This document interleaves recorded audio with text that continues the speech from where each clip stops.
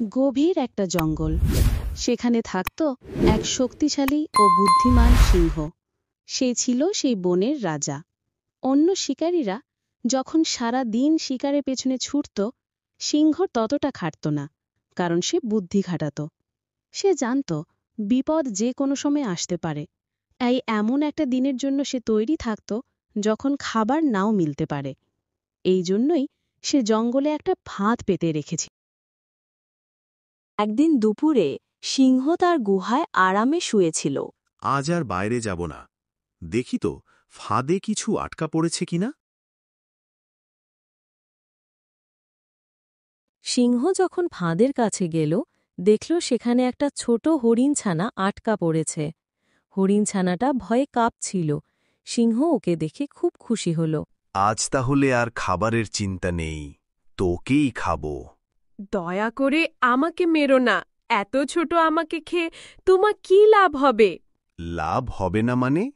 আমার খুব খিদে পেয়েছে, তোকে খেলে কিছুটা হলেও আমার খিদে মিটবে। তুমি আমাকে মেরে ফেললে আমার ছোট ভাই বোনদের আর কেউ থাকবে না, ওরা তখন না খেয়ে মরে যাবে। তাতে আমার কি, তোদের তোর মা দেখবে। আমাদের মাকে কিছুদিন আগে বাঘ মেরে ফেলেছে, তুমিও যদি আমাকে মেরে ফেলো তাহলে ওদের আর কেউ থাকবে না। হরিণছানাটা কাঁদতে লাগল। ওর কান্না শুনে সিংহের মনে দয়া হল। তার মনে পড়ল ছোটবেলায় সেও বাবা মাকে হারিয়েছিল শিকারীদের হাতে। সেই কষ্টের কথা তার মনে পড়ল। ঠিক আছে, যা, আজ তোকে ছেড়ে দিলাম। তোকে খেয়ে আমার পেট ভরবে না, কিন্তু মনে রাখিস, আর কখনো আমার সামনে আসবি না, এলে আর ছাড়ব না। সিংহ হরিণছানাকে ফাঁদ থেকে ছেড়ে দিল। তোমাকে অনেক ধন্যবাদ আমাকে বাঁচানোর জন্য। আমি যতদিন বাঁচব ততদিন তোমার এই উপকারের কথা মনে রাখব।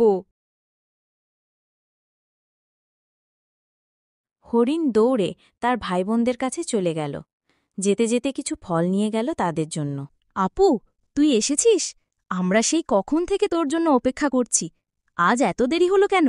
কিছু হয়নি, দেখ তোদের জন্য খাবার এনেছি। নে, আর কথা বলিস না, এখন খেয়ে নে। পরের দিন সকালে হরিণ যখন বাইরে যাচ্ছিল, দেখল তাদের বাড়ির চারপাশে দুটো শিয়াল ঘুরঘুর করছে। আমরা জানি তোমাদের মা বাবা কেউ বেঁচে নেই। ভালোয় ভালোয় বলছি, বেরিয়ে এসো, কষ্ট দেব না, একেবারে মেরে খেয়ে ফেলব। তোমাদের মতো নরম নরম ছানাগুলো খেলে আমাদের দুদিনের খাবার হয়ে যাবে। তাড়াতাড়ি বেরিয়ে এসো, না হলে আমরা যদি ভেতরে ঢুকি তাহলে কিন্তু দয়া দেখাবো না, ডাইরেক্ট খেয়ে ফেলবো তোমাদের। হরিণছানা ওদের কথা শুনে ভয় পেয়ে গেল। সে কি করবে বুঝতে পারছিল না। হঠাৎ তার মাথায় একটা বুদ্ধি এলো। সে সিংহের মতো গর্জন করে উঠল।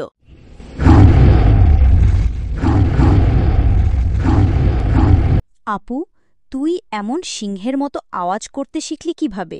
বাবা ছোটবেলায় শিখিয়েছিলেন, কিন্তু এভাবে বেশিদিন শিয়ালদের বোকা বানানো যাবে না, অন্য কোনো উপায় খুঁজতে হবে।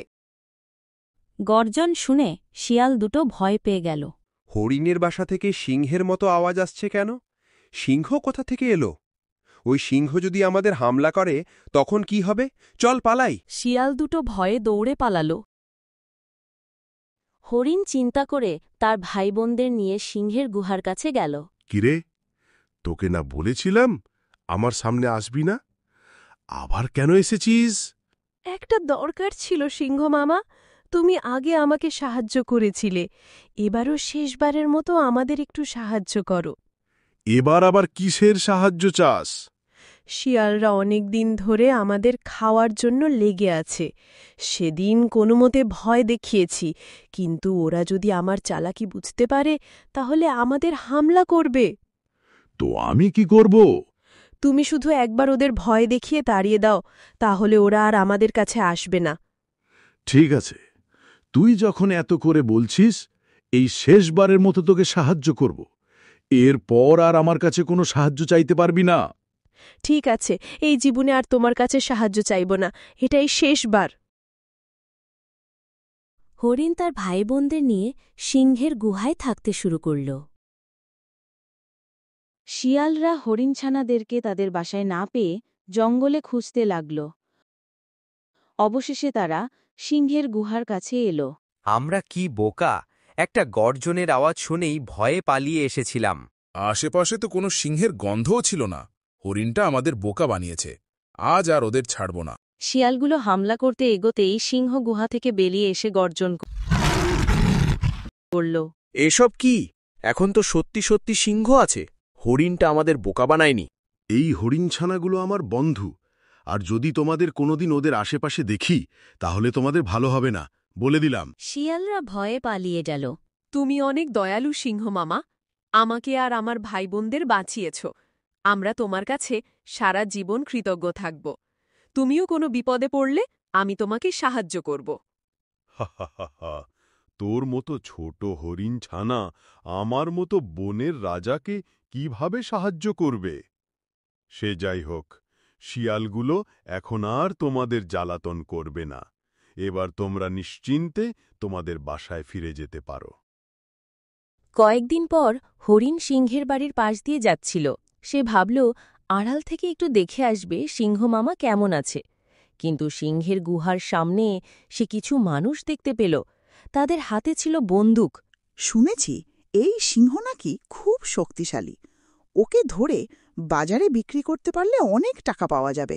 কিন্তু ওর সাথে যদি আমরা না পারি তখন কি হবে? ওকে ঘুমন্ত অবস্থায় ধরার চেষ্টা করব, আর যদি জীবন্ত না ধরতে পারি তাহলে এই গুলি আছেই, ওকে মেরে লাশ হলেও নিয়ে যাব। হরিণ চুপি চুপি গুহার ভিতরে ঢুকল এবং সিংহকে ডাক দিল। সিংহ মামা, কে কে আমাকে এই ঘুমের মধ্যে ডাকল? আমি হরিণ বলছি। তুই না বলেছিলি আমার কাছে আর আসবি না? আবার কেন ডাকছিস? আজকে কোনো সাহায্য লাগবে না, আমি তোমাকে সতর্ক করতে এসেছি। তুই আবার আমাকে কি বিষয়ে সতর্ক করবি? তোমার গুহার সামনে কিছু মানুষ দাঁড়িয়ে আছে। ওরা তোমাকে জীবিত বা মৃত ধরে নিয়ে যেতে চায়। কি? তাই নাকি? তুই চিন্তা করিস না, কত শিকারীকে আমি একাই তাড়িয়েছি এই জঙ্গল থেকে। তুই শুধু দেখ আমি কি করি। সাবধানে যেও, ওদের কাছে একটা বড় বন্দুকও আছে। আরে ওসব বন্দুক আমার কিচ্ছু করতে পারবে না। একটা গর্জন দিলেই ওরা সবকিছু ফেলে পালাবে। সিংহ গুহার বাইরে এলো। শিকারীরা তাকে দেখে চমকে উঠল। সিংহ এক শিকারীকে আক্রমণ করতে গেল। সিংহটা তো আমাকে হামলা করতে আসছে, বাঁচাও! বাঁচাও কি, পালাও এখান থেকে। সে আক্রমণ করলে বাঁচতে পারব না। তারা দৌড়ে পালিয়ে গেল। তারপর থেকে ওই বনে হরিণ আর হরিণের দুই ভাইবোন সিংহের গুহায় সিংহের সাথে বসবাস